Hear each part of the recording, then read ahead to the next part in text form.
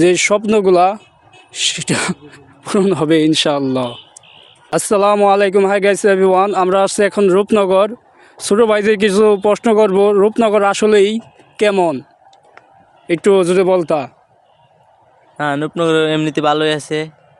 আর এর তোরে আইলে পারে এই ঘুরার সরিষা ঘুরার ক্ষেতের জায়গা আছে, পরিবেশটা কীরকম লাগে? ভালো লাগে খুব। এবং দেশ গ্রাম এখান এলাকা, থেকে দূর দূরান্ত থেকে মানুষ কি আসে? প্রচুর মানুষ আসে। সব সময় থাকে? হ্যাঁ, এই যে হবাইও মেলা মানুষ আসে। আসে কিসের জন্য এখানে?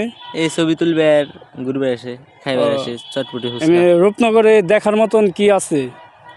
মেলা কিছু আছে কি কি আছে তাও?